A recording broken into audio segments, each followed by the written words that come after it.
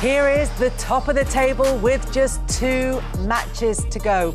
Still a 15-point. And Newcastle are showing that, as they did in the Carabao Cup final, they're putting in the performances when they count. You know what, Kels? I think they've really taken... they've been buoyed by that win. And the fact that now they've got a great opportunity of being in the Champions League. You know it's very difficult to go to St James's Park when Newcastle are in this frame of mind, Kels. So you have to say that that win of that trophy has definitely helped them to kick on and get the momentum and the confidence that they're showing at the minute. We've got to play them next. Yep. Even though it's at Arsenal, it's a tough team to play in this mode. It's a tough team. They are a tough team. Do you think they're because they potentially could go second next week if they beat Arsenal? Do you think they're the second best squad in the league? No, I don't. I think the manager's done a brilliant job. Eddie Howe's done excellent with them. Even who would you say is the second then? I think second best squad. I think Villa are right up there. Their squad of players are excellent. Yeah, I think they particularly post January. Yeah, excellent. Exactly. No one's had a better January than that ever. I can't remember in probably a very long time. So. No, for me, I just think Newcastle and Eddie's done a great job, especially after winning the Carabao Cup. And you just think that maybe the win might be out of their sails now. They might have exhaled and just felt that the job was done. Nothing of the sort. I think the international break coming after that helped them out. You know, they allowed them to celebrate, regroup, and they've enjoyed Champions League in previous years, and they want to enjoy it again. It's really important. If you're going to bring good players to your football club, everyone wants to play in the Champions League now. If you want to keep the likes of Isak, Joe Linton, Grammarish at your club, you need to be in the Champions League, and I think they're going to achieve it. Yeah, and that's, as you say, a crucial point for what happens next with Newcastle, because not only have they got themselves in the Champions League places, they look like they're finishing the season with a flourish, and they're creating that kind of atmosphere at St James's Park that will also attract those players and encourage them to stay at the club. Yeah, I think they need massively the Champions League for the money. Group stage in the new phase of the format of the Champions League, plus let's say a playoff space, is 60 to 70 million pounds. Already just that extra money in your budget. Yeah. It's massive. Plus, like you've been saying, attracting the right players, keeping the ones you want, no PSR issues. You don't have to sell an Anderson, for example. You can keep Miley, you can keep Bruno, you can keep Tonali, you can keep everybody you want to keep. And Isak especially, because Isak, of all of them, is the one that has to say, I need to play Champions League football. I'm too good not to play Champions League football. So if they have that, they can probably keep him for another season. It is a place, Kels, where it does seem very attractive because of the energy that's in Newcastle. If you can keep Isak, Tonali as well, you know, you're looking at Tonali and his emergence, and everybody knew how good he was. But like when you're watching him now, especially with Guimaraes and the way that they link up together, the class of Isak, you think if they can get in Champions League and they can keep themselves in they are going to... It's a place that you'd want to go to because you feel that something's coming. Yeah, definitely. And the other thing as well that we've talked about in this run-in is the fact that teams are facing each other. So when Newcastle get the chance to come up against Chelsea, and look, we'll talk about their away record next as well, but when they've got a chance to take points off Chelsea, off a direct competitor, they've been able to do it. Well, it's in their hands. You haven't got to concentrate on getting back in the dressing room and seeing how their results are going on. You can do the job and damage them. Exactly. And I think they deserve that. Obviously, Nicholas Jackson getting sent off helped them along the way, but just felt the atmosphere there. Everyone, like I said before, they've had good runs in the Champions League. They enjoy it. The atmosphere is like no other. We played there, Wrighty. It's incredible. Great place. And Wrighty's absolutely right. They get lauded there. They get worshipped at that football club. Speaking to Les Ferdinand, you would think he'd been there 10 years. It was like just over a year he was there, but they laud him as the Messiah. Alan Shearer, of course, he's from the area, and he was unbelievable, one of the best strikers we've ever had in the Premier League. So you can understand that. So for Isak to go somewhere else, we're talking about the crown jewels here in Isak, it'd be very difficult for that boy, unless they're not in the Champions League, to leave, because he will not get that sort of reaction at any other club. Yeah, and sometimes with Newcastle, although the intensity and the scrutiny in the city is very intense, actually outside, maybe there'll be games where people don't see if you've had an off game in the same way that you would if you were... Yeah, sure. I'm going to say Manchester United, but purely because probably unlikely to go to Manchester United. I don't want to cause an incident. But look, Isak is a player who people will be interested in, but... And Newcastle fans love their number 9s, as you said, Les Ferdinand and Alan Shearer, but their midfield seems to be an area that one has been really appreciated by the crowd, and two, where they seem to have really got it right this season. Yeah, the balance has been fantastic. Tonali coming back, he's obviously had his problems, but with his time out, he obviously wasn't just sitting on his couch. You know, he was working hard, trying to get the opportunity to get out there and play in front of these magnificent supporters, and he's done brilliant. But the balance has been great. Joe Linton's been excellent as well there.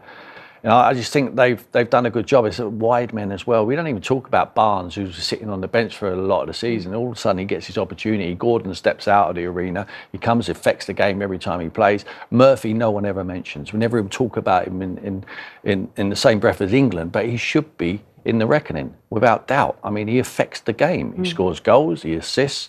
So they've got a very good balance. But I think it all comes down to the management of the club and the running of the football club. And I think Eddie Howe has to take all the credit. Yeah. You know what, Kels? When you look at, like, just quickly on that midfield, Tonali, Joe Linton and Guimaraes, and then you've got Gordon and Murphy. Murphy's somebody, you say they don't speak about him. The way they did speak about him was, if Newcastle were able to spend, like, he would probably be one of the players that would be gone. Yep. Yeah. You know, those are the kind of things you hear them saying about him. But when you think of their front six, and once they strengthen the back line and get some players, it's going to be a dangerous squad. It's really going to be a dangerous squad. They've got some really good players. Well, it's causing all kinds of trouble at the moment. Next up, as you said, it's Arsenal at the Emirates. We'll talk more about that when we talk about Arsenal in a bit more detail. And then it's Everton on the final day of the season for Newcastle. It's just 2 more games to go, in a fantastic position in terms of possibly qualifying for the Champions League next season. They were up against Chelsea. Chelsea's away form is terrible. It's really poor. I mean, look, this is a sort of perennial question about teams that have this contrast. But what on earth is going on with them? I don't know. I think Maresca is partly to blame because some of the decisions that he makes away from home in his lineups, as we saw in that game. I know they lose Nico after half an hour, so it's not easy. But still, again, Caicedo at right back, and I understand it's for controlling midfield when they have the ball, but when they don't have the ball, he's under pressure so much, especially against somebody like Gordon, that if you're Newcastle, you clearly identify the weakness and say, give the ball to Gordon, and after 1 minute, he went on him, and they score after 2 minutes. So I just don't understand why you need, when you've got Gusto on the bench and Reece James on the bench, to start a game like this, or at this time of the season with what's at stake, to put Caicedo at right back in a game like this. So I don't think Maresca is helping himself. You know something, Kels? It is crazy when you listen to who he's got on the bench and why he's doing that, because, like you rightly say, you're going to attack him all the time. Whatever he's saying about getting into the midfield and controlling, you've got to get control of the game. You've got to try and get control of the game. So when you're looking at a Chelsea side, for me, not enough experience in the side to go away and have a player play at right back. It should be so as you can actually tell them what to be doing and giving him the kind of support he needs, so he's not getting hammered by someone like Gordon. It all comes down to the manager, Kels. Unless something's happened with Reece James and Gusto, I don't know what's happened, but that for me is unacceptable. Yeah. It's unacceptable. They came on as well, so if there was a problem, they would not even come on later. But Reece James came on at half time and Gusto in the second. We're talking about a Chelsea side that they have to be in the Champions League. They have to qualify for it with the monies they're spending and everything what's happening with their squad and what's going to happen with the PSR. Whatever's going to happen with Chelsea, they have to be in it. Yeah. You know, so he's making kind of decisions that are very worrying, especially in that particular incident. Reece is his club captain. Yeah. I mean, something has obviously happened in the background there. We know he's had the injury problems, but he's ready now. He's been training for months. You know, he's had the opportunities to play. I can't understand some of the decisions he makes, Maresca, regarding the Conference League. Europa Conference League, he's resting players in the Premier League to play against inferior opposition, with all due respect. They should be winning this competition. It's going to be a tough game in the final, we know that. But that is about it. That's as far as it's come. The final is everything. They're in there. I mean, they could play their reserve sides, as they have been doing. But he's been resting some players in the Premier League. Now, you're absolutely right. I think when they were second in the league and they were flying high, and he was playing it down, he said, we're not. He was right. He's possibly right. But not finish in the Champions League spot, especially when it's gone down to 5th place now, has paramount importance for him to qualify. If he doesn't finish in the Champions League, it's a failure. It is a total failure with the money what they've spent at that football club. And as Wright said that, there's a lack of experience in that squad, despite the fact they've got numbers and they've spent money on it. But there was a lot of talk around Virgil van Dijk and Chelsea's interest in him. So is that changing their transfer policy, do you think? Do you think that the club have recognised that they maybe need a more experienced figure? I think it's really interesting. I think Maresca wants more experience. I think the club, from their point of view, and the sporting directors, and they've got plenty, still want below 25-year-old players because of the value, because of how much you can sign them, because of the wages too. If you sign a Virgil van Dijk, you already pay Virgil van Dijk. Well, look, I used him as an example because there was talk about it. Yeah. If you sign a 19-year-old Virgil van Dijk, you pay him like a 19-year-old Virgil van Dijk. So this is what they want. I think they have a problem of lack of experience in the team like that. For a game like this at Newcastle, with the atmosphere, with a very young team, you need some heads who've been there before, which is not the case of Robert Sanchez, who was the oldest player in that team yesterday. And again, I think this is part of the construction of this squad, which is wrong. Yep. It's a badly constructed squad. But we've said, I think every time I come here on the show, we said that at some point. Nico Jackson suspended now for the next 2 games for Chelsea, huge games. Disgraceful behaviour from him to get sent off like that. But who replaces him up front? Nobody. Mark Guiu is not good enough anyway, but he's injured. So then you have an Nkunku, who's now a 9. Pedro Neto is now a 9. Cole Palmer as a false 9. They don't even have another number 9 in a squad that has cost £1.2 billion. It's just ridiculous. You could say that about a few other teams. Yeah, true, but even they are the most, really. Because I think it has to lie at the door of the owners and the running it, because I think they are just. I don't think they realise the importance of them having to be in the Champions League and doing well in the league to actually push and buy those experienced players to help the younger players, which I thought was what they're going to do. But for them to be continually doing this and the team not performing because of the inconsistencies that happen in younger players, and they continue to buy players 25 and under, says to me that they're not interested in what the manager's thinking. They're interested in the monies, what they've put into the players, the amount of money can we get for this player, they're stretching out it just seems like there's a lot of focus on that side of it, Kells, and not on a football pitch where it's blatantly obvious they need experience in that team. Yeah, and the thing with players and their value is that it isn't just on buy and resale value. It's also about the value that they can bring in by helping you qualify for the Champions League. Jules outlined the kind of money that we're talking about just for qualifying for the Champions League and just getting through that early league phase. Yeah. It's not, the value isn't just on what you pay for them, how much you pay them and how much you sell them for. That's it's more complicated. Well, let's talk about the value of what the Chelsea fans expect and what they've been brought up on is success. Yeah, especially winning the big ones, winning the Premier Leagues, winning Champions Leagues. You're trying to educate that fan base. Difficult, because they get disgruntled, and they are at the moment. If you go to Chelsea, there's a big split. And they're not only looking at the manager, the buck stops with the manager. He's the one with his head on the block. He stands in the technical area. He's making poor decisions at times. But it's the way the club's being run. They won't take an experienced player. They want to spread the wages over a long period of time. You can't take a 32-year-old and spread it for another 6 years, what they're giving these contracts. A 38-year-old, no resale value, it's hard to get him out the door. So they need to have a rethink. I think 100%. If they want to get back to winning what the fans expect, they need experienced heads in there. I don't think there's anything wrong with a young squad. I think with a young squad, what they've spent at the moment, and the players what they have, they should be in the Champions League.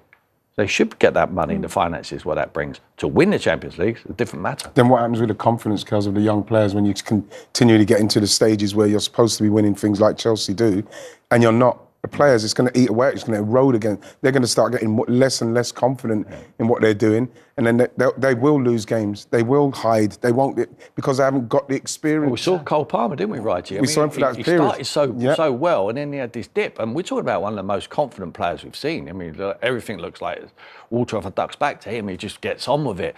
And he come out openly 2 weeks ago and said he was struggling a little bit with his confidence. Everyone does. Everyone feels it. So, and he's one of the best players we've got in this country. And just to finish on that, they have 3 players already for next season. Estevao is 18, Honda is 17, and Esugo is 21. Yeah. Right. Which shows you again the direction they're taking. So that question I asked you about whether or not the transfer policy has changed, the answer is no. No. Certainly not on the evidence that we have already. Honestly. But look, there was an opportunity, because Chelsea lost, there was an opportunity then for Nottingham Forest when they played Leicester. And I think, we show all the predictors and all the percentage chance of reaching the Champions Champions League, and you'd imagine that the computers would have factored in a Nottingham Forest win against a Leicester side who has not been have not been good so far this season. And they got that late equaliser at Leicester against Nottingham Forest just to crush them. And we'll come on to the scenes at the final whistle in a second. But just in terms of their hopes of qualifying for the Champions League, how much of a dent does that make?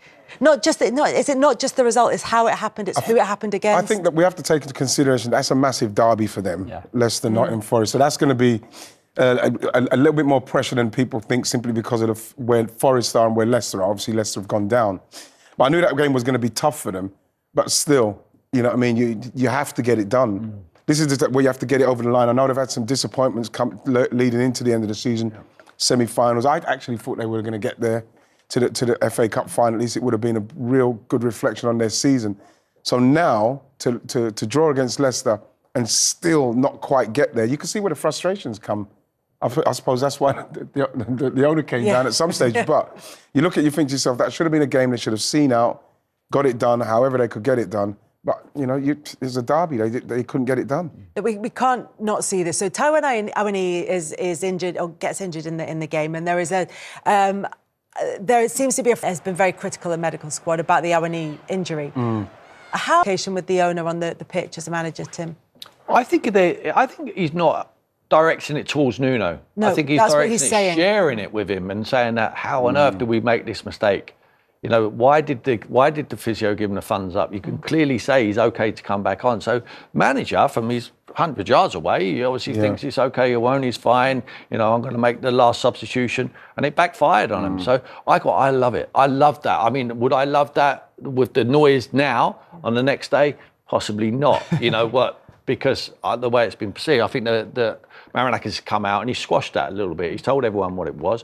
I don't think he was being aggressive towards him. I just think he's very emotional, and it's a culture thing. He does that all the time in Olympiacos. He would do that all the time. And not only him. Well, he's done it here before as well. I don't mind other owners would be like it. I've got a lot of time for it. You know, the thing is, Kels, it's not obviously you see an owner come on. It reminds me when I was younger watching the World Cup. I don't want to go back that far with Kuwait. Remember against France. But like when you see it come on, it makes you sit up. But at the same time, with Marinakis, it means so much to him. It means so much to him, and you can see that Nuno's trying just to calm him down. But I love the fact that he's the owner, and I want to go and speak to someone about it. I want to go and speak to someone about it because it hurts him. I love that. It just shows you. Says I can play if I want. I can go wherever I want in this crowd, and I'm going to go down there at the moment and tell you, the Man United fans will be crying out for the Glazers to show that sort of support and that sort of passion towards, wouldn't they? They would love it. Can I say, Kels, at some stage, because he had to come from upset, wouldn't he, when he's coming down, could anyone say, Mr. Marinakis, do you think you should leave? No. He was still angry when he got on the pitch. No. There was no stopping him. I was just pleased it wasn't something to do with Nuno and that, because it would have got blown out. I'm glad he came out, like you rightly said, Tim. Very quickly, actually. It was good when he talked about emotion. Because this is what it's all about, really. When you've been so long in the top five, and for Forest, Champions League would be amazing. They've qualified for Europe already. That's exactly it. So he was, and that was the other point about him coming onto the pitch, is that it detracts from the fact that Nottingham Forest have qualified for Europe next season. Whether it's the Champions League or not, remains to be seen. 29 years after the last time they were in Europe, it's great. But of course, you want Champions League, and you can feel the emotion. This is what I'm saying. It's getting to that close, that last step, what they're trying to take, and you can feel the pressure of it. That's what it is. But it's interesting because when you look at what the teams who are in it and the fixtures that they've got left, that draw against Leicester felt yesterday like the end of the world. But they're still in it. Do you know, it's still only 1 point behind Chelsea in fifth place, and even Villa are only behind them on goal difference. It's not the end of the world. Manchester City, you know, you would expect them to go and win everything. Well, they showed this weekend that that's not always going to work for them. And then, you know, that Arsenal and Newcastle are going to be playing each other next weekend. So that again, it starts to put the pressure on other teams. I think that Forest could win them 2 games as well. And Forest-Chelsea, obviously. Forest-Chelsea. And that's the one, isn't it? Yeah, that's a massive one. At the City Ground as well, which has been the scene. I mean, I was there when, funnily enough, they beat Arsenal on the last day of the season to stay up Nottingham Forest, and it incredible, and that's a ground that can really help the, Yes. They would have an help the awful players. lot I think of there'll be a neutrals on their side there. I think there'll be a different attitude towards the Chelsea game at the end of the season. Yeah. I think that'll be a top one for them. They Yeah. need to win it. So, go on then, who misses out? I need to see them. So, with Arsenal are there, Newcastle are there, City, Villa. Chelsea, Villa and Forest. Yeah. Yeah. It's it's only that 5th place, really. I think Yeah. City would be fine. So Chelsea, now. Villa, and Chelsea have a much better goal difference, by the way, which is almost an extra point compared to Villa and Forest. So for me, I think Chelsea might be the one missing out without Nico Jackson for the next 2 games after that's what the we top, saw yeah. this weekend. Chelsea and Chelsea, Forest. Chelsea, Forest could miss out, and Villa could just manage somehow to make it to 5th place, which would be amazing for them. Yeah. The fixtures are unbelievable. The way they fell Yeah. for Villa there. You know, sandwiched in between Tottenham and Man United, who have only got their eyes for a long time now Yes. under Europa. Yeah. Yeah. So, okay, that's where we're going for this week. Yeah. Yeah. Next week, it could all change and we'll all have new predictions. Coming up next, though.